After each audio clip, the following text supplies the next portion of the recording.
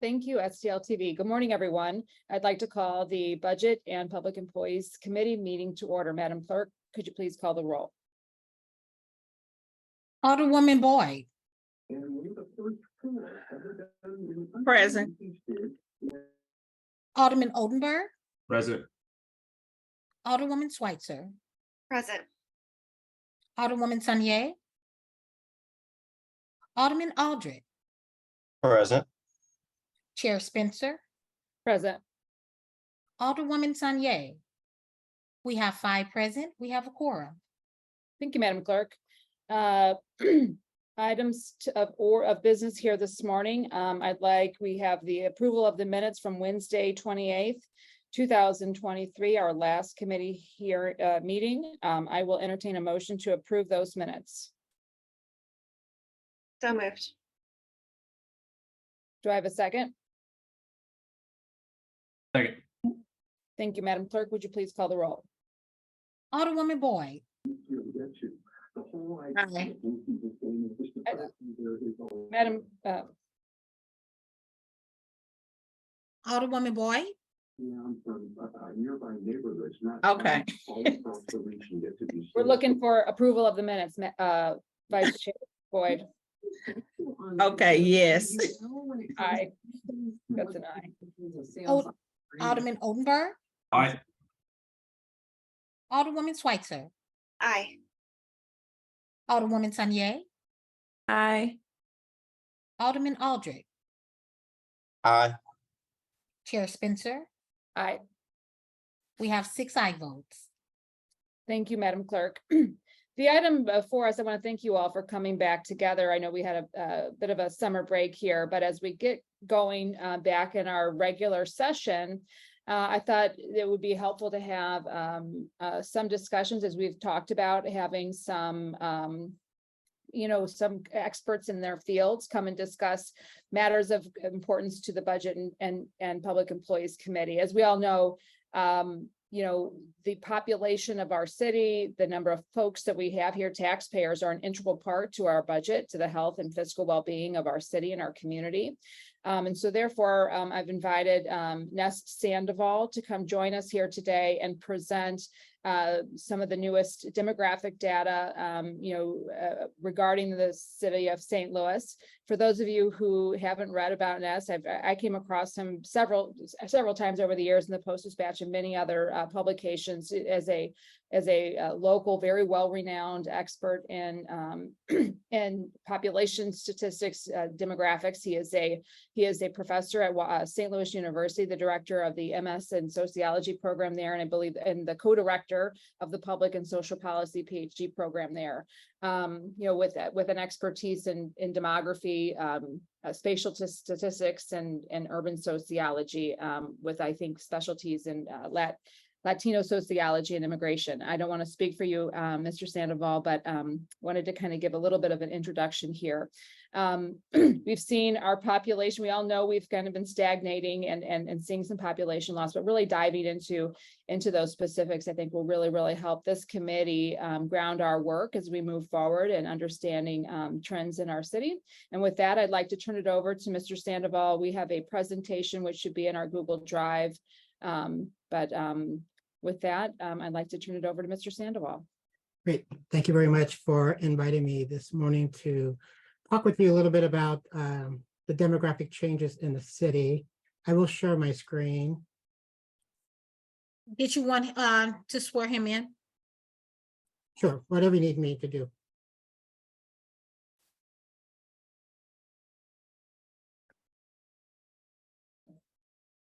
I'm sorry, you were on mute. Yeah, I whatever you need me to do, I can swear in. Thank you so much, Madam Clerk, for always keeping us in order and reminding me of the procedures here. And if you don't mind, please swearing in Mr. Sandoval. Mr. Sandoval, could you raise your right hand? Yes. Do you solemnly swear that the testimony you are about to give in this class will be the truth, the whole truth, and nothing but the truth? So help you God. I do. Thank you. Great. And I'm happy to, if after this presentation, if you would like additional data, within a reasonable amount of time, I'm happy to share with you the actual data that's outside of this chart. So what I want to do, I think I have about 40 minutes. I would like to present a little bit about what's going on in the city with the latest numbers that were released about 2 weeks ago. Essentially, there are 4 points of this presentation. I think the first point is the city's going through tremendous demographic changes, and depending on how you look at the data, the changes can be good or they could be troubling. The work that we do is in the area of spatial demography, and so we continue to look at the new data that's available, and we're starting to see clusters of demographic changes within certain parts of the city. And then we want to understand what this means. Oftentimes the narrative about the city is at the city level, but a lot of the changes that we're seeing are neighborhood specific, census tract specific. And so we need to understand both what's happening at the city level, but what's also happening within certain types of neighborhoods. And then I'll just end up with a few minutes about what the future may look like if we take a laissez-faire approach and let these trends continue. Every presentation I give, I use this this quote that I think is very important. So the fundamental principle of demography is that demographic transitions are an inevitable aspect of change, persisting irrespective of whether individuals recognize, acknowledge, or accept the underlying demographic realities and trends. My job here is just to present facts. I'm not trying to convince you to one way or another, but I just simply want to present the facts and for you to go back and kind of reflect on how these facts are the way you experience them within your different wards and neighborhoods. I also want to make a point that this presentation is about the city of St. Louis. And when we talk about demography, we have to understand that people are making demographic decisions about opportunities within a metropolitan region. So if a person or a family decides to leave the city, most likely they're looking at opportunities outside the city, which are suburbs, and they may be looking at opportunities from city to city move. So although this presentation is just about the city, we need to understand there's a larger metropolitan region that is home to St. Louis City residents. And labor markets are very fluid. They go across different boundaries. The same is going to be true with migration markets and so forth. I want to clarify that there is a corresponding presentation that looks at the St. Louis metropolitan region as well, because what we're seeing at the regional level is pretty unique, and we should be concerned what's happening at the regional level as well. The data for this presentation comes from the U.S. Census Bureau. We rely on the census data, and we rely on new data that's available from the American Community Survey. It comes out every September, and the 5-year estimates come out every December. The IPMS data comes out in about 2 weeks. The 1-year IPMS data comes out in 2 weeks, and the 5-year IPMS data comes out in January. And what the IPMS data will allow us to look at is individual actors. Why are individual actors moving from certain areas from the city to suburbs and so forth? We also look at the population estimates, which are different. Population estimates it's not a survey, it's based on birth, death, and in-out migration models. We look at the National Center for Healthcare Statistics to look at birth and death and fertility rates. And then we were able to analyze crime data. Unfortunately, we're no longer able to do this because the crime data is not publicly available to us anymore, but we still have historical crime data that goes back to 2005.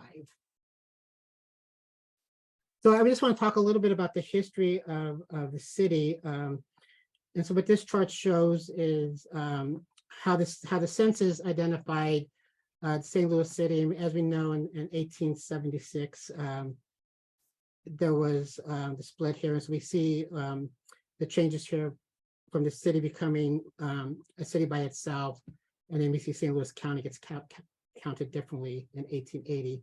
But you can see that there was tremendous population growth in the city of St. Louis, and right around 1950, we see a very big decline, and in beginning in the 1980 decline is still happening, but not as steep.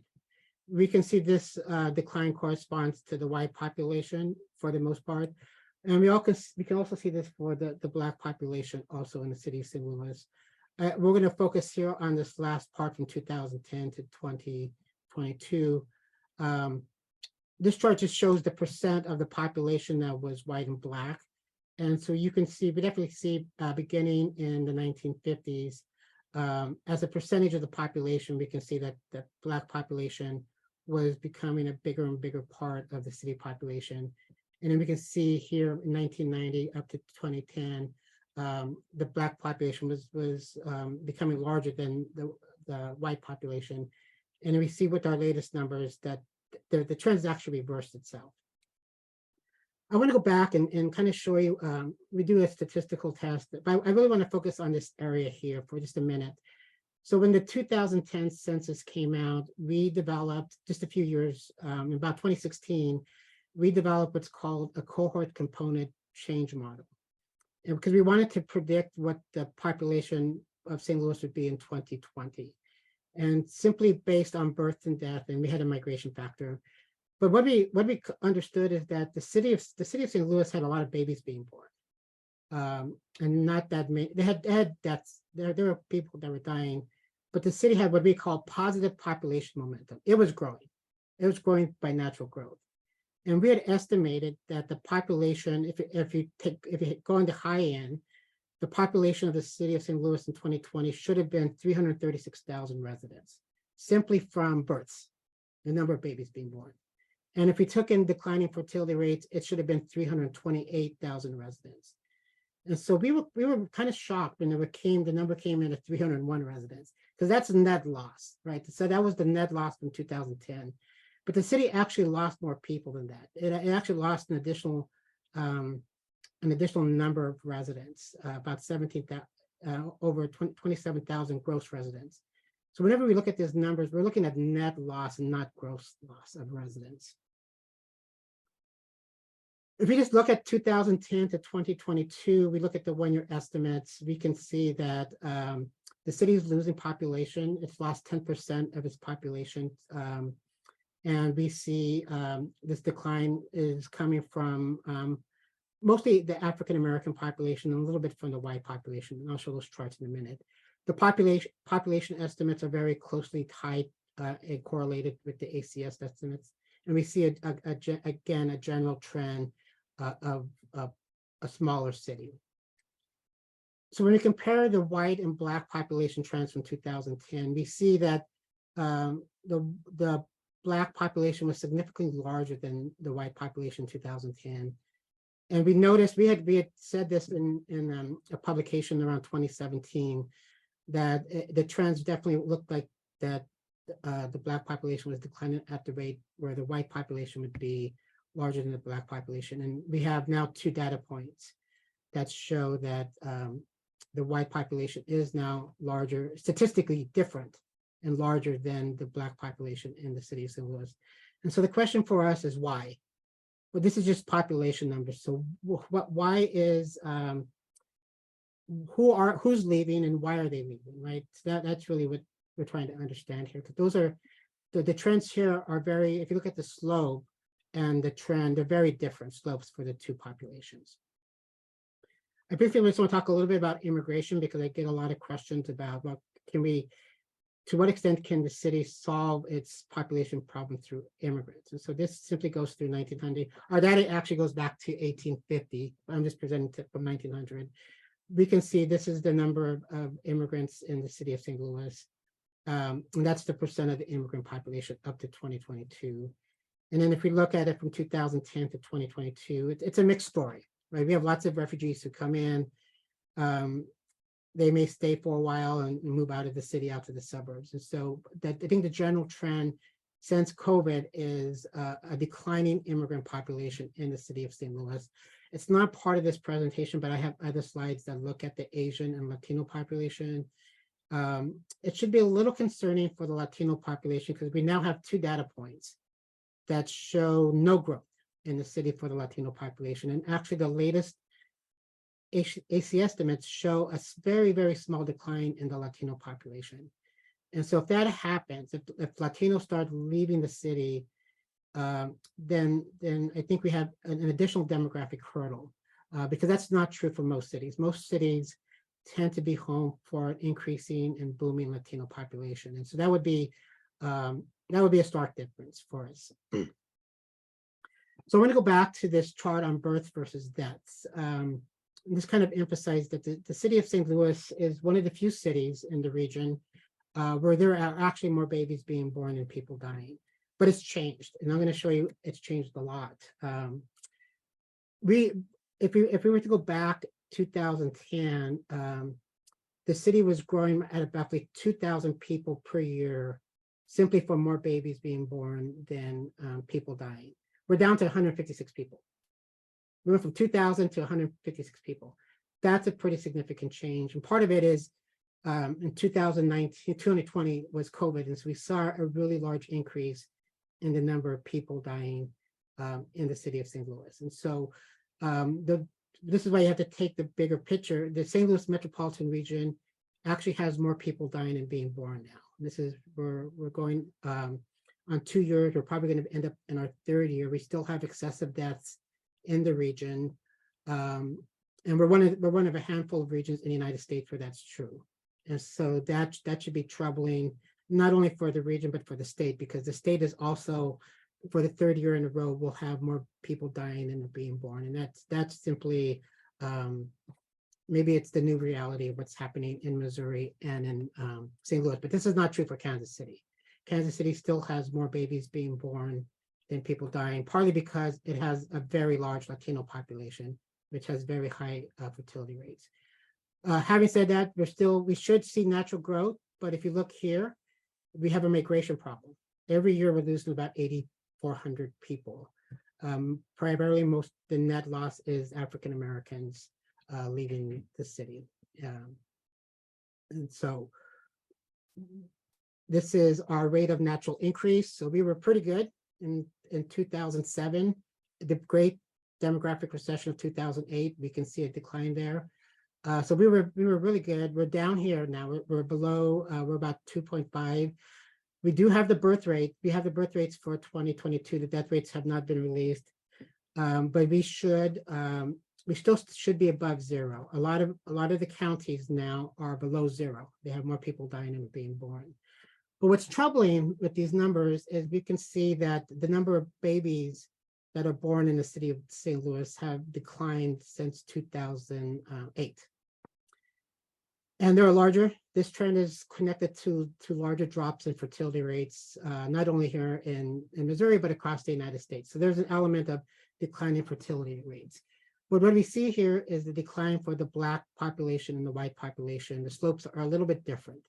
And so what we do is I want to just point here because these numbers are important for me as a demographer. I moved to St. Louis in 2008, and I don't think if I would have asked myself in 2023, I would be making this statement. But it is possible, and I think it's very possible that in 2 years from now, more babies will be born to white mothers than Black mothers in the city of St. Louis. I don't think I would have said that statement in 2008. I said that would not have been possible. But we're now at a state in our demographic transition in the city of St. Louis where we are trending in probably 2025, 2026, where the number of babies, the number of babies born to white mothers will be larger than the number of babies born to Black mothers. And I'm going to show you why. So this is our birth rates between Black and white population, and we can see a fairly significant decline here. And this was a corresponding decline nationally as well. And this is our fertility rates. But what we see here is a real collapse in the female population 15 to 44. And the red line represents the Black population, the Black female population, and the blue line represents the white population. And so let's just take a moment and look at what's happening in these cohorts here. The white population, female population 15 to 44 appears to be fairly stable in the city of St. Louis, where we see a very, very sharp decline in the Black female population 50 to 44. And so this storyline here is going to continue in terms of households that we're losing in the city of St. Louis. And that's going to be the household composition. So when I gave this presentation, some people asked me to add some slides about comparing it to St. Louis County, because the question was, how many people are moving out to St. Louis County? Now, how do we compare to St. Louis County? So I added a few slides to St. Louis County, and so we can see here's our total households over time, and we can see what it is for St. Louis County here. Right.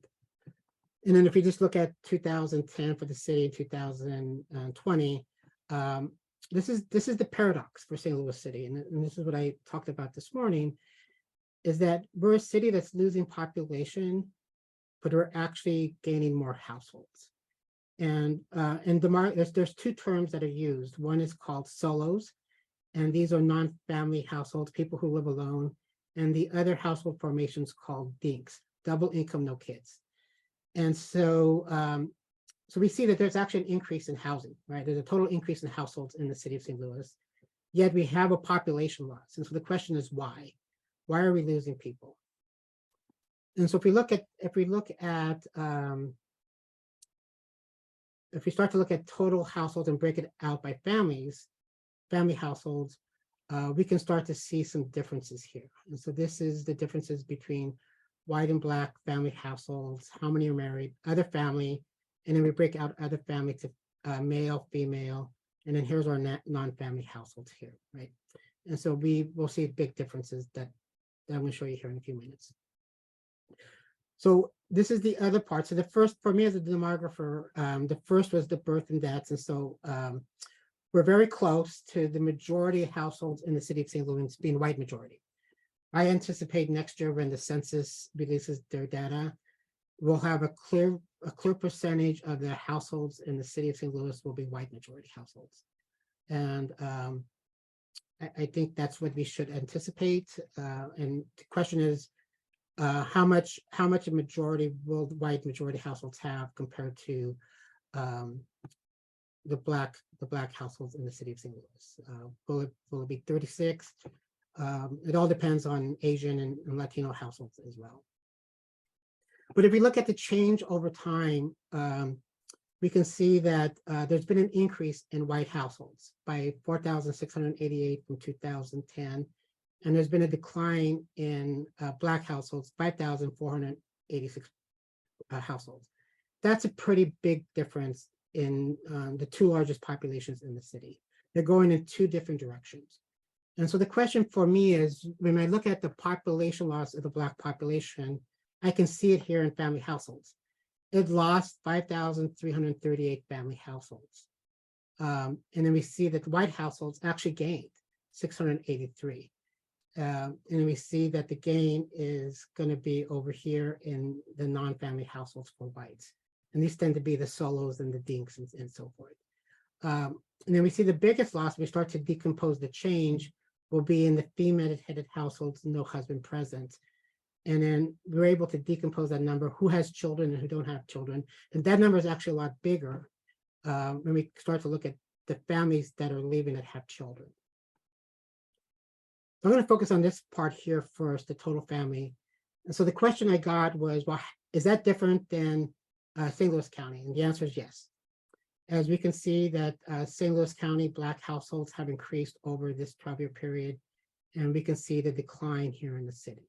So there is some evidence that the Black households are leaving the city and going to the St. Louis County.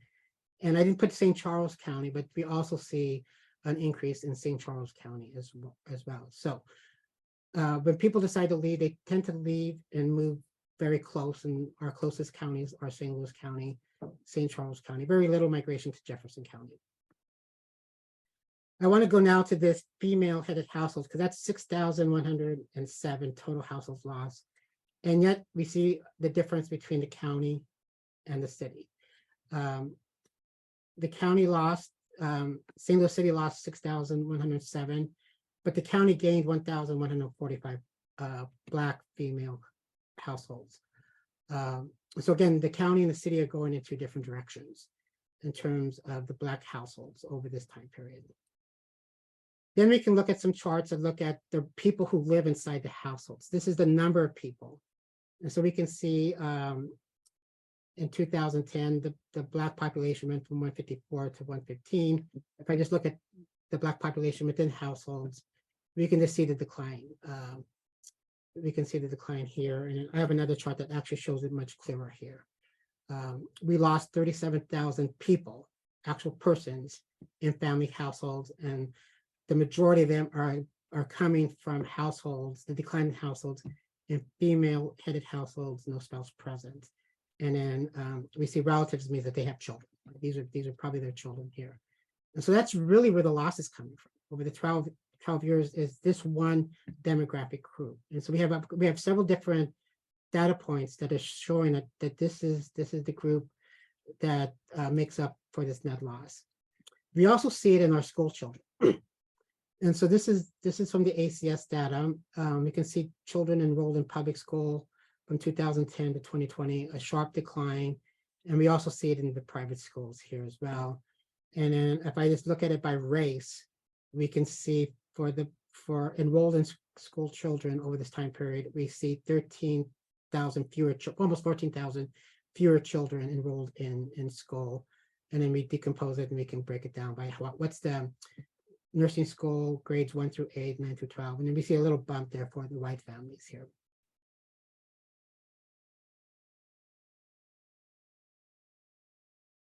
I want to talk a little bit about poverty because we were able to get some more data when we start looking at poverty level. So the question is, if we're losing Black single female-headed households that with children, we're probably going to see fewer people in poverty in the city of St. Louis. They're moving out to the suburbs, and that's exactly what we're seeing. Under 50, we would say this is deep poverty, this is extreme poverty, and this is poverty. We're seeing that we have fewer people in poverty in the city of St. Louis.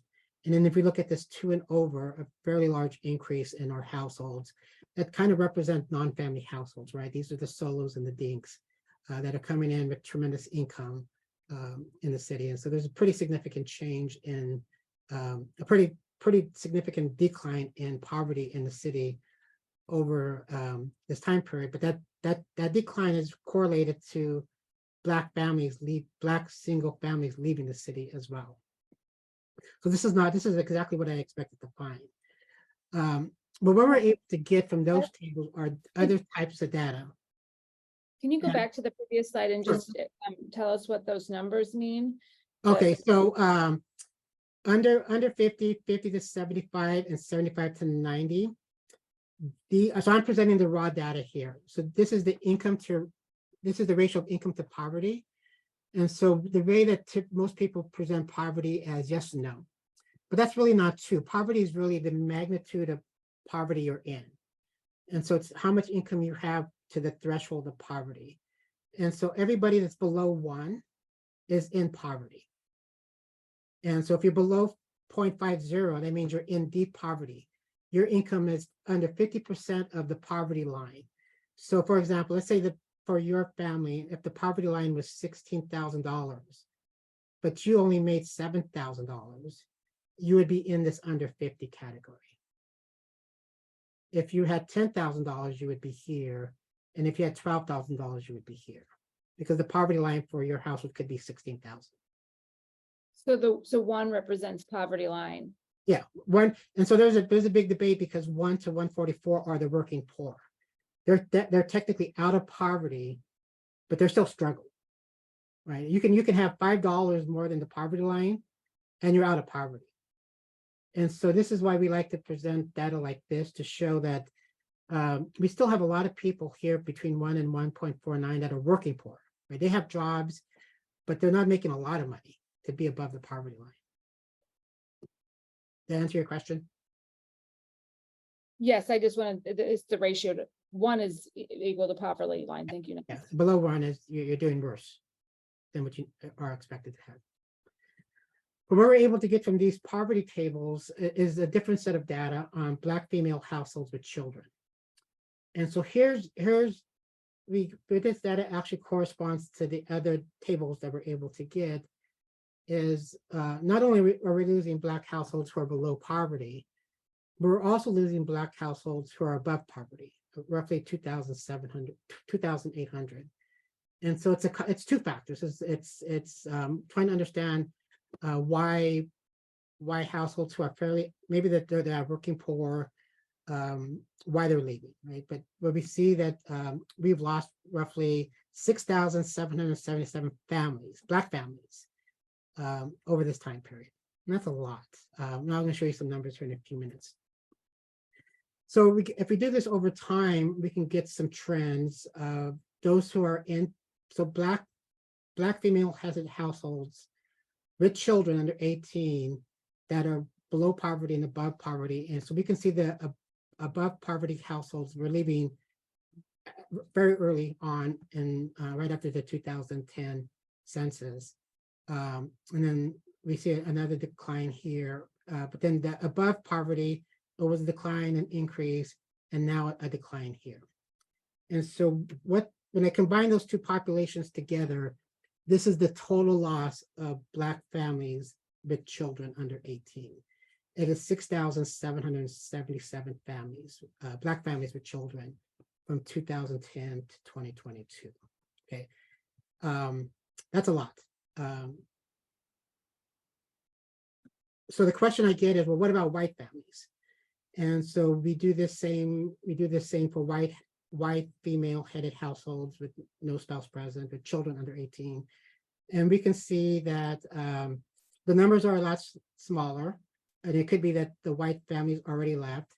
So there was an increase, a decline, but a fairly stable number here for below poverty, and then above poverty, we see that they are also leaving the city of St. Louis as well. And so we look at that trend, we see that there's been a net decline of 174 households of white. So I take the counterpart of the white female headed households with children, it's only 177. So we have 6,777 compared to 177. So both families are both types of households are leaving the city, but the magnitude is just different. So another way we can think about it is to try to, how do we have a normal conversation where people kind of get this? And so for me, the magic number is 75.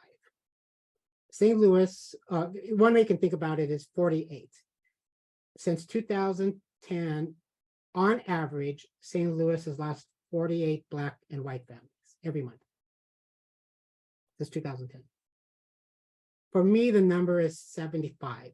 Since 2019, St. Louis has lost 75 families every month who are female-headed households with children. And 63 of those 75 families are Black. So for me, if there's one number you take from this entire presentation, it's 75. Because that's how many numbers, that's how many families we are losing every month in the city of St. Louis with children.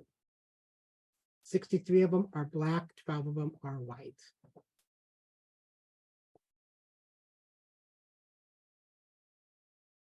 So I want to talk a little bit about the population, the spatial distribution of this change now. So when I moved to St. Louis in 2008, we started to map out the city population. And we were published, and we continue to publish in this area of microdemography, looking at small areas of the city, as small as 50 meters. This study is 250 meters and so forth. But what this study revealed to me, we looked at about 50 different variables. As somebody who's not from St. Louis, as I was trying to get to understand what I call the spatial hierarchy of the city, it became very clear to me that many parts of the city were segregated. And so we use a series of spatial statistics to show areas that are statistically different from each other.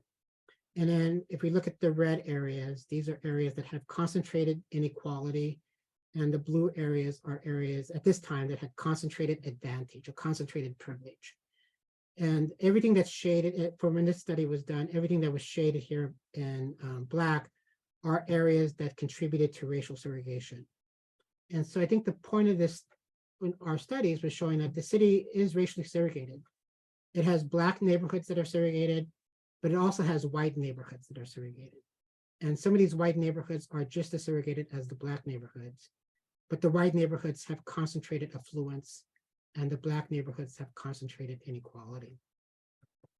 Fast forward, we have new data. We've been running this past year, we've been running a series of what's called spatial regime models. And we're looking at the probability of things that cluster in space. And I'm just presenting one of the models that emerges over and over and over again, is that there's not one city. But when we start to look at census tract data, we start to see many different cities that are emerging. And so this one appears about 15 times in different models. And there's a city that's losing population. There's a city that's relatively stable. And from the previous studies show that there's tremendous affluence and advantages and resources in those areas.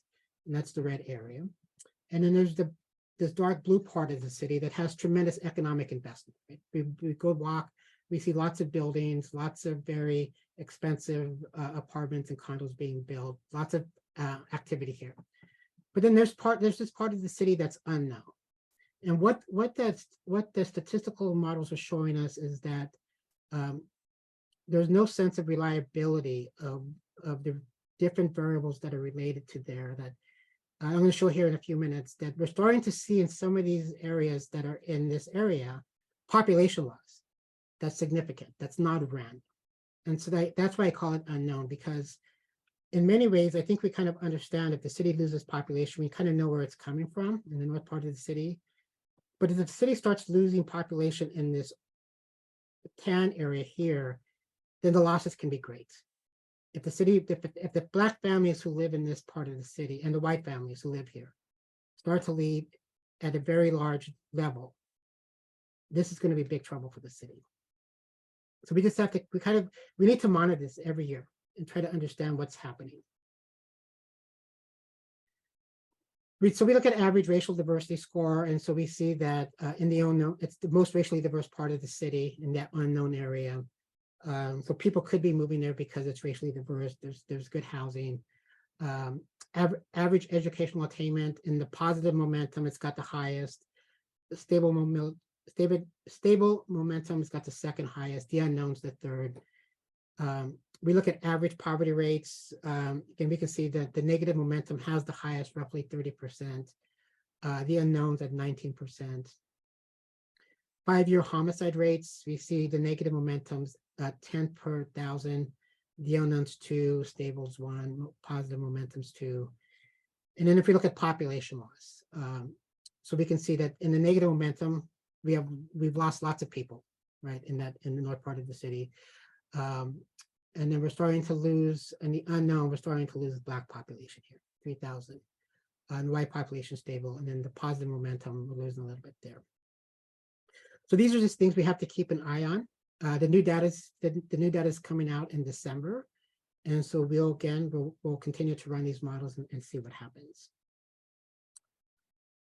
So if we just look at the population changes from 2010 to 2021, we can see in the red areas are the areas that have experienced what I would consider significant population loss. This is at least 5,000 to 1,700 residents, and you can clearly see where the population is losing. But we have parts of the city that are gaining people. So everything in dark blue is significant population gain. So this is downtown, the central corridor. So people are moving into those areas. If we look at households are increasing in those areas.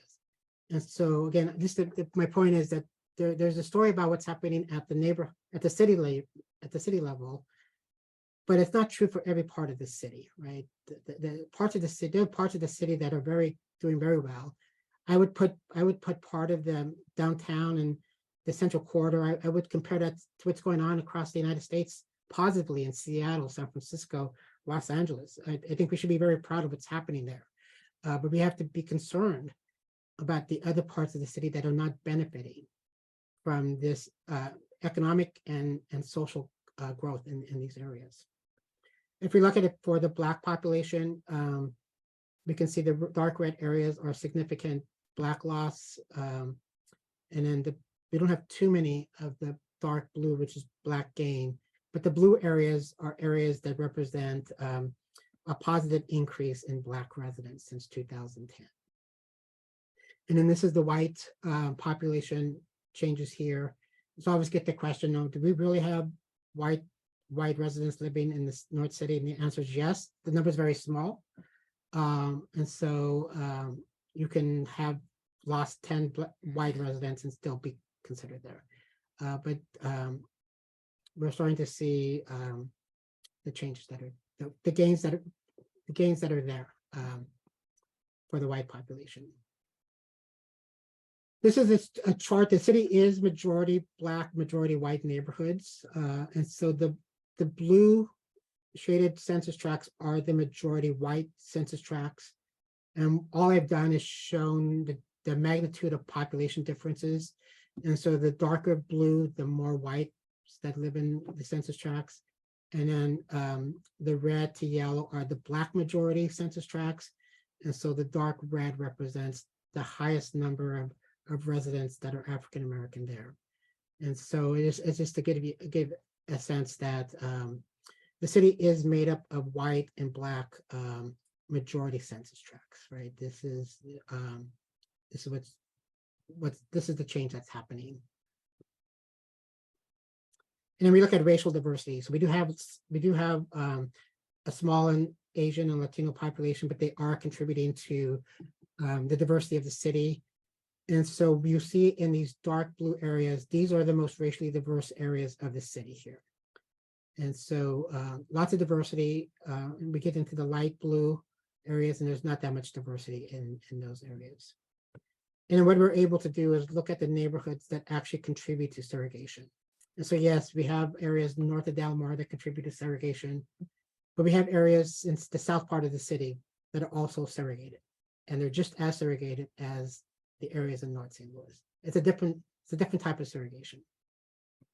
So I want to spend a few minutes here. What happens if out migration continues or slows down? So this is a map of Black female-headed households, no spouse present, and within this number are the children.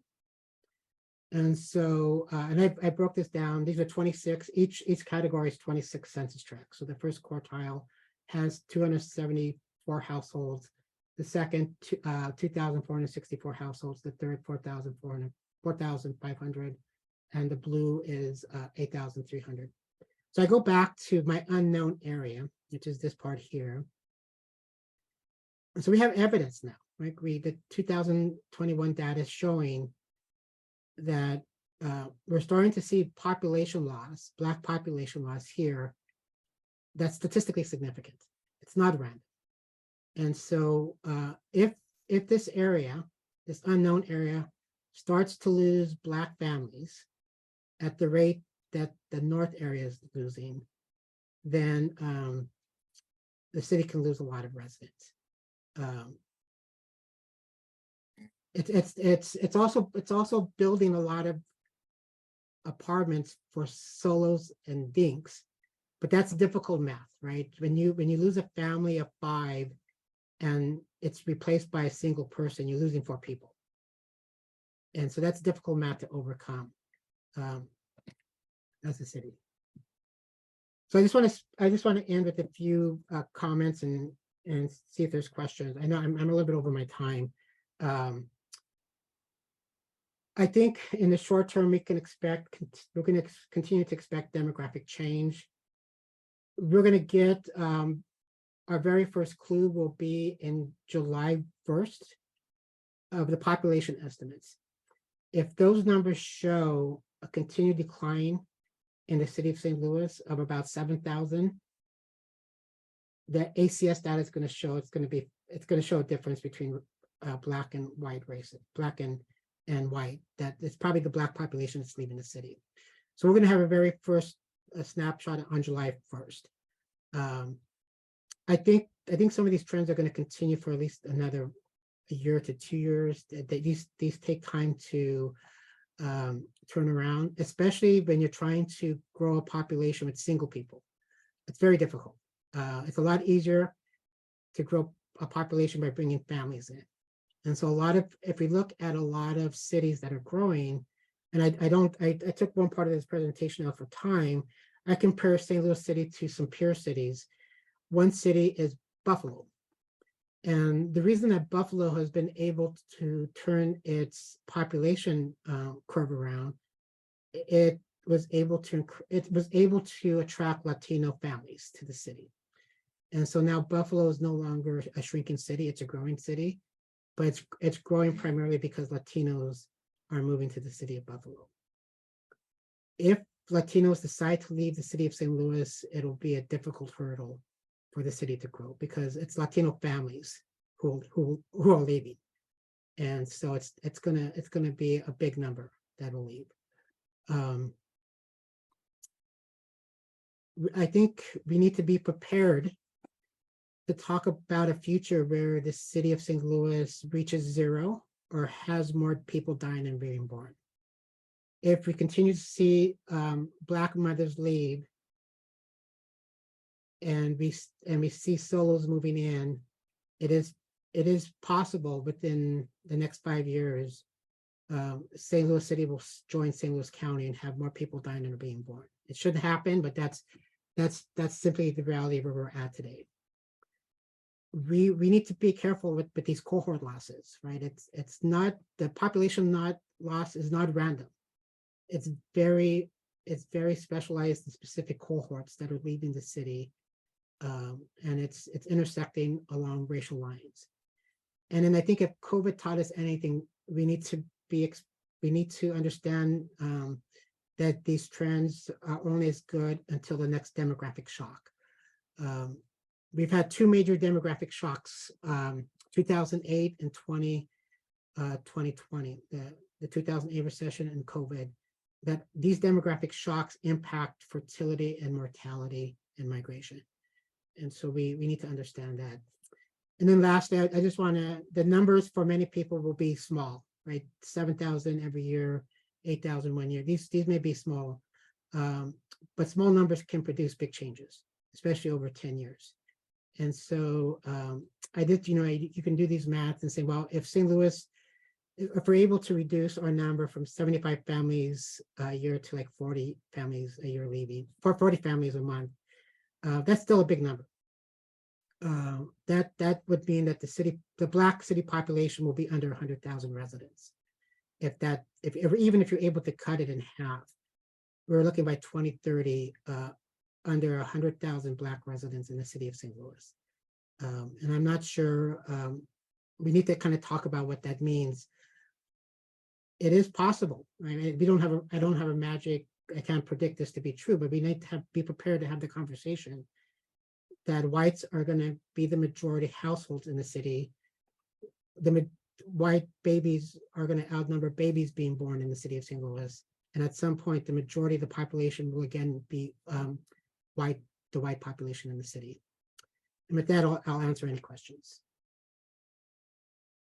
Thank you so much, Nez. This is really, really sobering, but certainly very, very helpful to kind of understand. I'd like to turn it over first to the committee members for questions. Vice Chair Boyd, do you have any questions or thoughts? Yeah, I'm always concerned when people come to us with numbers.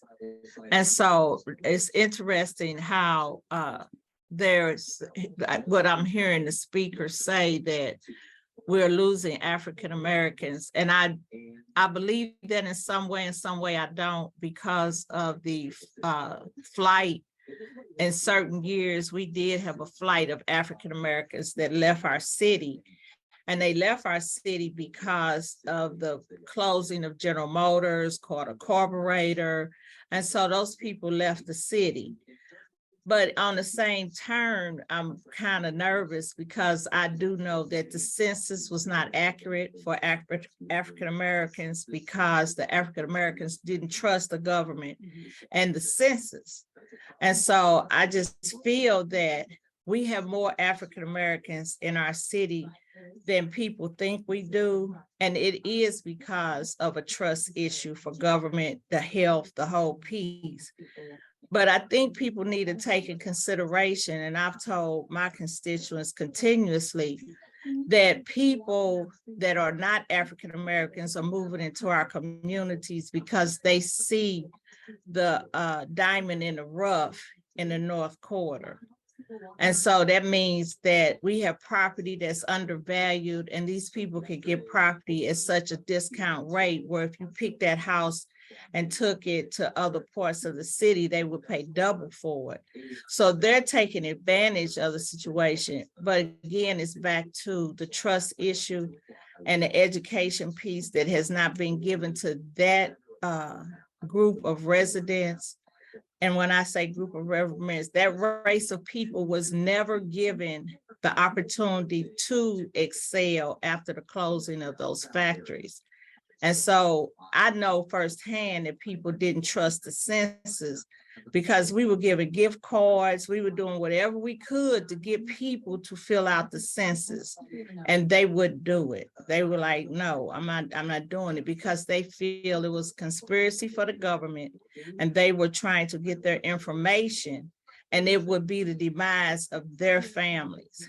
And so I'm concerned about the birth piece, because Mr. Ness, I kind of, and I'm gonna call your first name because I don't want to pronounce the last name, but I'm concerned about the birth piece, and I kind of agree with you because you don't see, I put it this way, when I was having babies, there was a lot of us having babies. In the 70s and the 60s, you know, it was a lot of us African-American women, we were having kids, but I think they're not having the kids at the level that we think. And I heard you loud and clear when you said you have a 2-family household, they're higher income, and those people don't want to bring children into the world. They don't want to take that challenge to have to raise their kids in our city. And that's sad to me. That doesn't say much for us as a city. People are skeptical about raising their children in our city. But I do see it is not as many African-American women that are having children. And it's not even just the upper middle class and middle class. It's the lower class, low income. They're not having children because of the expense and medical care. They don't trust the medical areas. They don't trust the doctors. They don't trust them. So I agree with you in some ways. For some, I'm just kind of skeptical because I just really believe in my heart that that census is not accurate, and it does not accurately show how many African Americans are in our city. And thank you, sir. And you want to help those people, but you can't have certain. Do you want to respond or just to provide a comment? Yeah, you can respond. Thank you. I'm sorry. Yeah, I think your point is well taken, that the census, that there was, so the census, it's very difficult to do a census of 330 million people and saying every person is going to be counted. And especially with the 2020 census, it happened during a pandemic. So there will always be questions about the number. The numbers that I'm presenting, it's more than just the census though. It's the American Community Survey, and then it's the population estimates. And so the population estimates are different. The population estimates are based on birth and death, which are actually an official record. These are death certificates and birth certificates. And so we can actually document who's dying and who's being born by race. And then the other part of the model is migration. And so the census has a pretty good number of people who are moving in and out of a region. And so the population estimates are different than the census estimates. So we never use just one database. We always triangulate our story with multiple data sources from different agencies, using different methodologies of estimating the economy, estimating population. CDC has their own method of estimating the number of women giving birth. So all of these different databases are coming from different government agencies, from different sources that they're coming from. The CDC data is coming straight from the city of St. Louis Health Department. right? They provide the data, it goes to the state, and the state gives it to the city. All we can say is that when you have multiple data sources that have different methodologies that are pointing to the same cohorts of people who are leaving, there's probably some element of truth that the people are leaving, especially when we see the counties, St. Louis County, St. Charles County, all of a sudden start showing Black population moving into these counties. And we actually see it in the school districts. If we get the school district data, we can see it that in St. Louis County and St. Charles County, from data from the actual schools, the Black population is increasing. And it's not from the census, it's actually from the school districts. And so we should never rely on the census by itself. We should triangulate our analysis using multiple data sources. It's a very good point. Thank you. Yeah, I know we wouldn't just solely rely on census. I just use that as an example. But I'm just sorry. I just feel it's more than what we are putting out there. And I mean, it's just a whole trust issue in our community. And so people are not feeling it. And I do know a lot of people have left.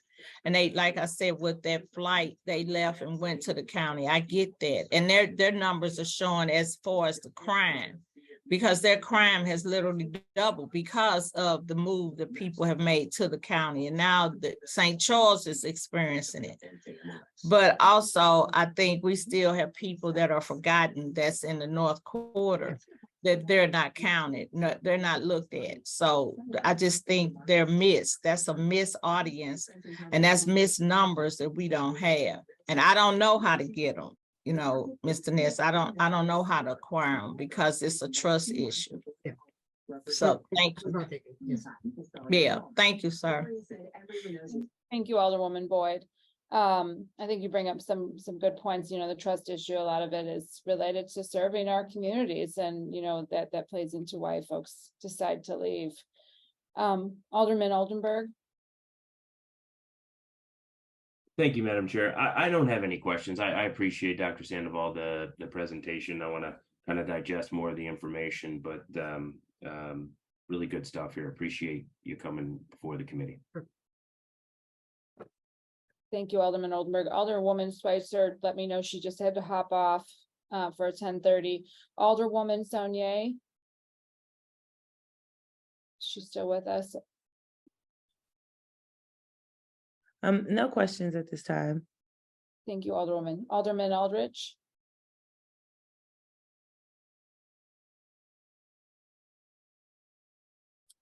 Thank you, Madam Chair.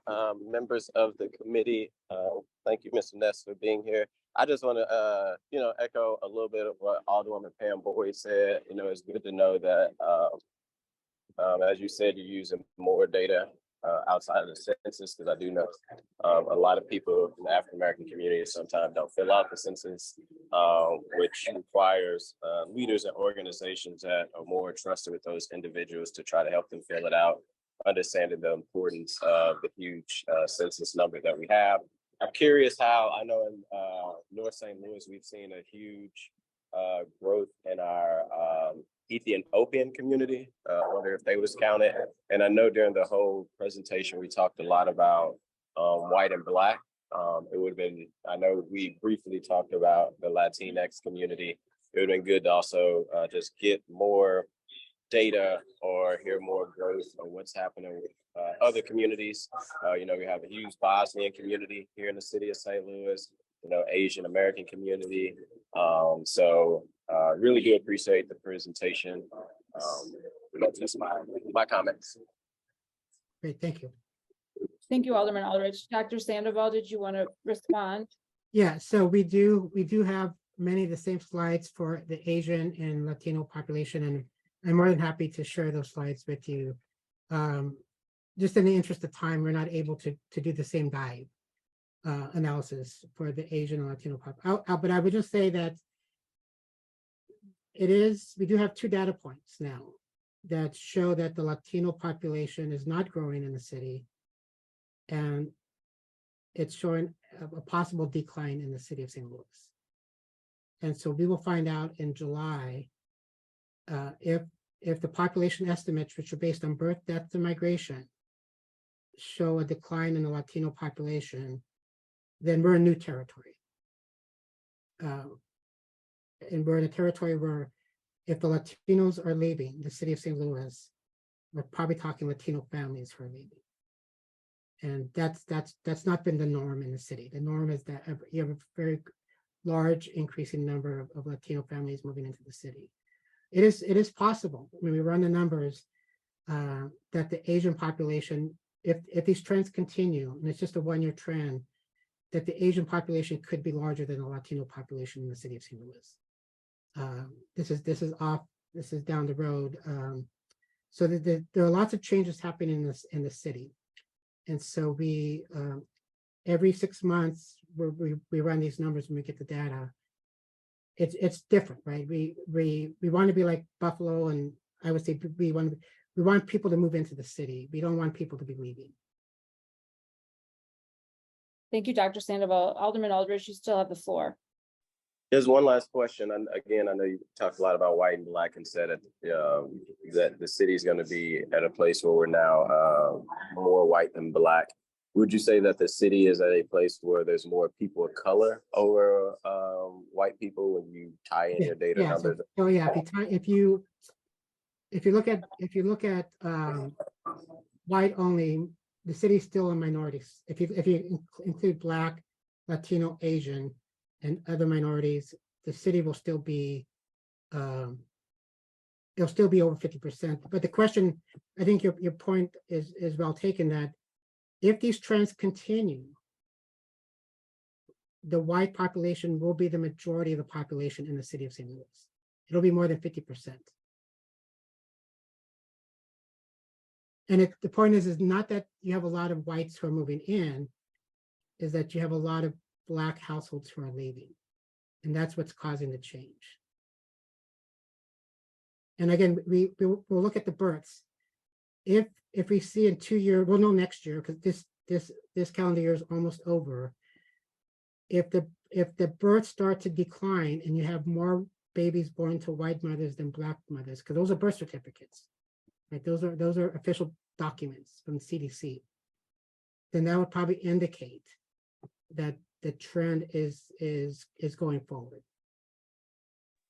It's not Black babies being born. Black babies are being born in St. Louis County and St. Charles County now. And then last question, thank you, Madam Chair. How much do you dig into when you do data of why maybe people are leaving? Like, do you look at the population of like education, like that decrease, or you talked about poverty?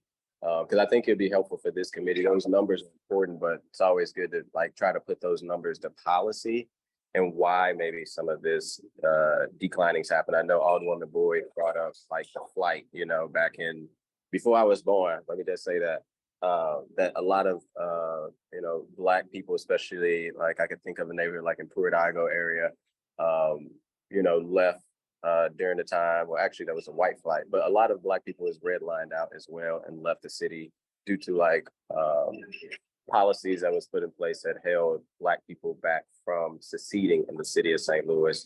Do you dive into more of why these declines are happening outside of just the raw numbers, and really, because I think that'll be helpful as we think about maybe policy from this budget committee of why that's important and why that's happening ultimately. We do not interview individual people to get at the why. We do compare St. Louis so our database looks at every city over 25,000 residents in the United States. So we do compare St. Louis to Minneapolis, to Cleveland, to Baltimore, Cincinnati. St. Louis is not unique. What's happening in the city of St. Louis, it's happening in Cleveland, it's happening in Buffalo, it's happening in Baltimore, it's happening in Milwaukee. I think what's kind of unique in St. Louis's case is the magnitude of change. And so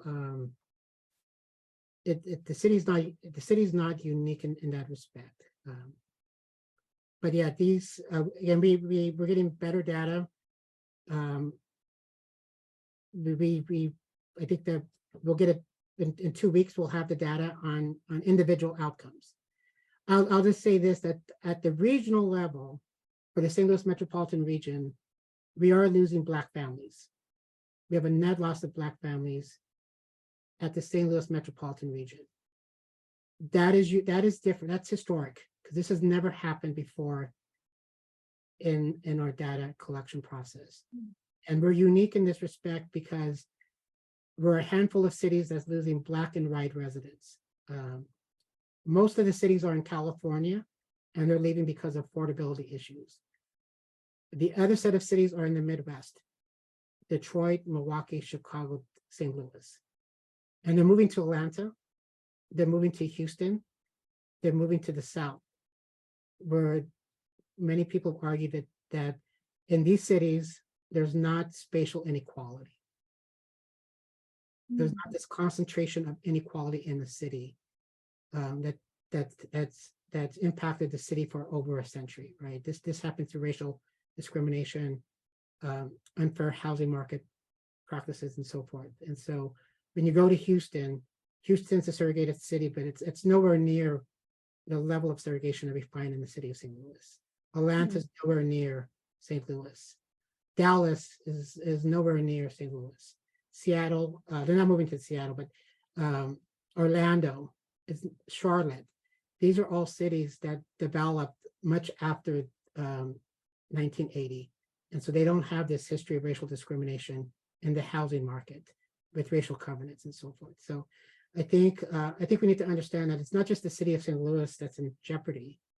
It's the St. Louis metropolitan region that's not growing, it's in decline. And the region itself has much more challenges here because it's losing population and it's not growing, and it's losing its Black population.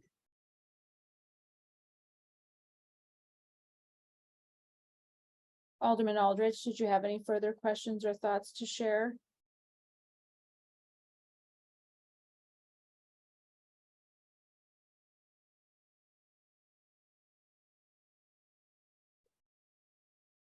He said no. Okay, thank you.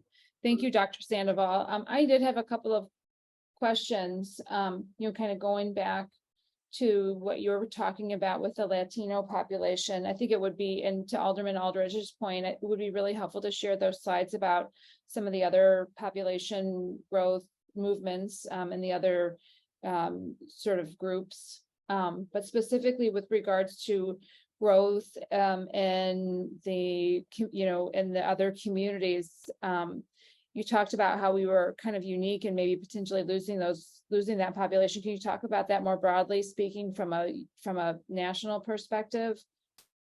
Yeah, so if you look at every city that's growing, the largest growing population in the United States is Latinos.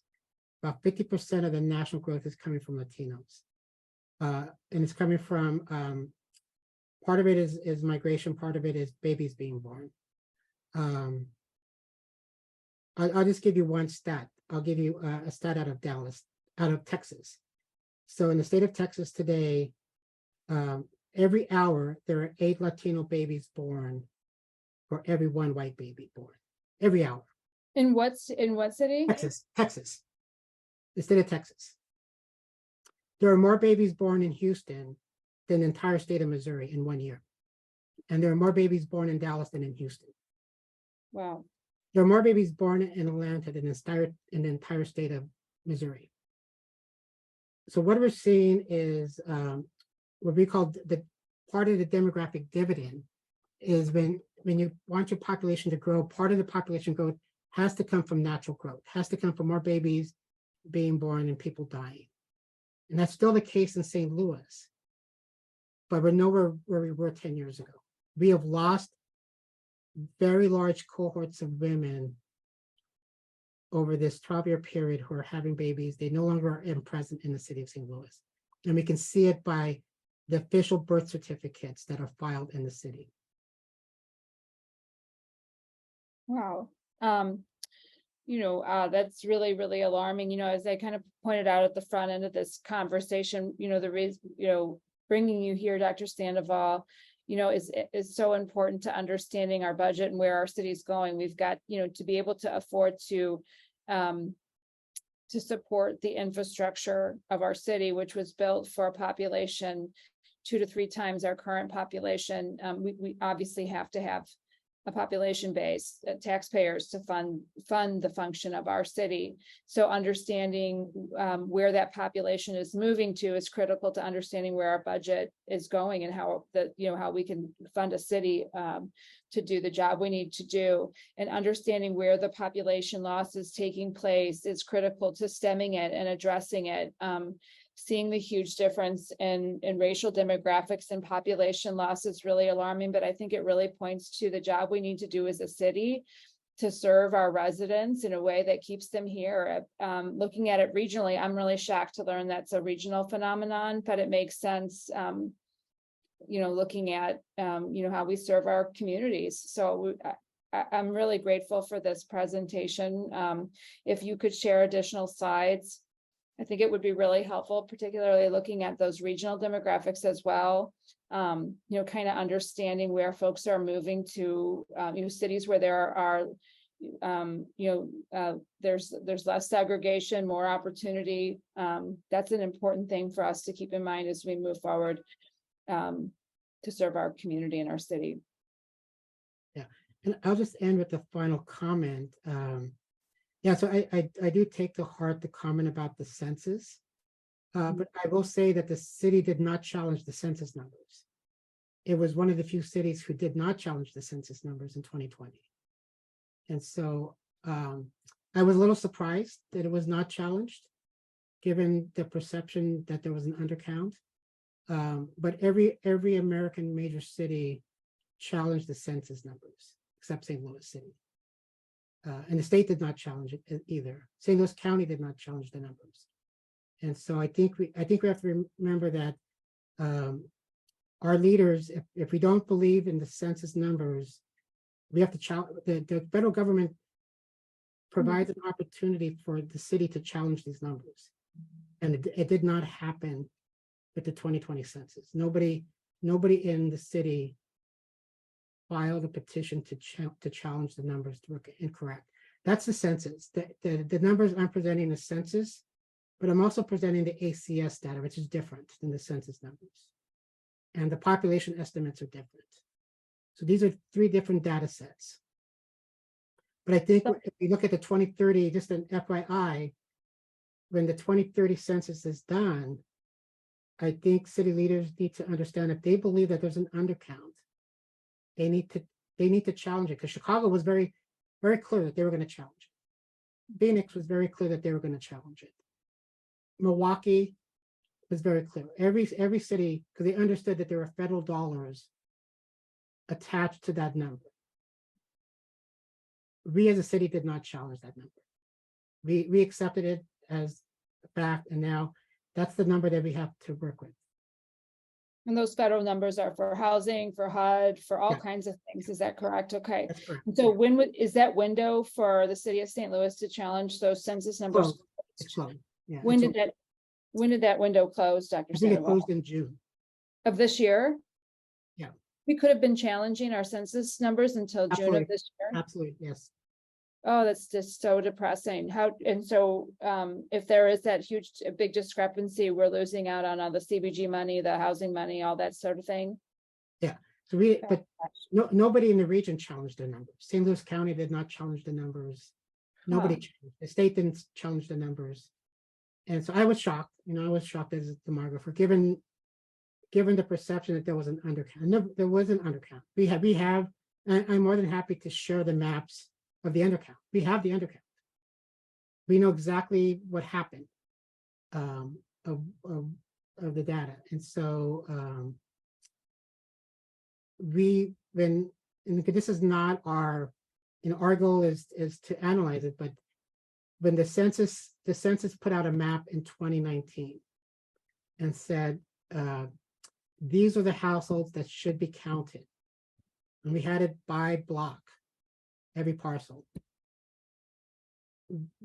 I tried to the best of my ability to send it to as many people and making sure that everybody in the household got counted. Hmm. The census is doing its job. I don't think we can blame the census.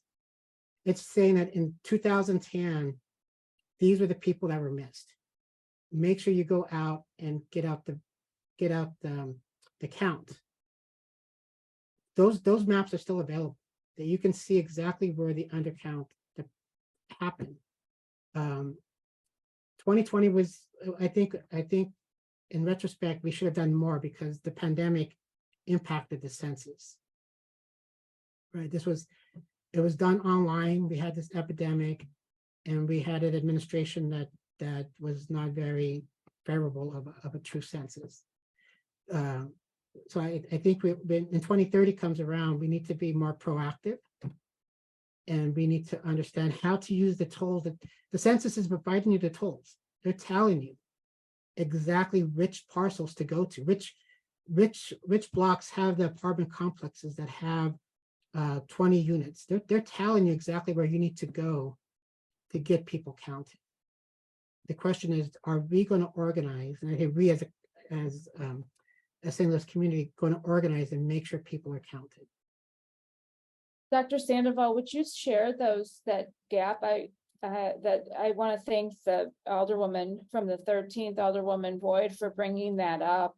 And if we could understand, a little bit more about what that gap might be, it would be really helpful. And certainly, I The think. gap is from 2000 to 2020. They show you Sure. the 2010 census and the 2020, the 2000, yeah.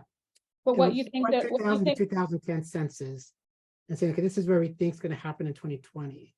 but the undercounting that you mentioned, that was brought up by the Alderwoman from the Yeah, 13th. I mean, we have tools to look at it. I think that the problem is today is 2020 is 3 years ago. Sure. And But so we I have, yeah, We won't all of us here on this committee be here in 2030, but being grounded in what kind of significant difference there may have been, we need to be grounded in how to make sure that doesn't happen in the future, especially if we're leaving all these federal dollars on the table by undercounting, and not just the federal dollars, but the conception of our city and how people perceive the population. And there's all sorts of repercussions of that. So certainly, if there's a huge discrepancy, if we have some data around that, we should be aware of it. okay. Thank you. I know we're over time. I want to thank you, Dr. Sandoval, again for coming and sharing your expertise with us. Members of the committee, thank you for your time this morning. To follow up with some additional slides, and of course, we're just very grateful for your service to our community to inform us of where we're going demographically speaking. Great. Thank you very much. Have a good Thank day. you so much. And with that, I think we have no more orders of business. I'll entertain a motion to adjourn.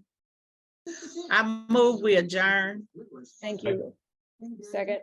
All right. Thank you all. Have a good day. You too.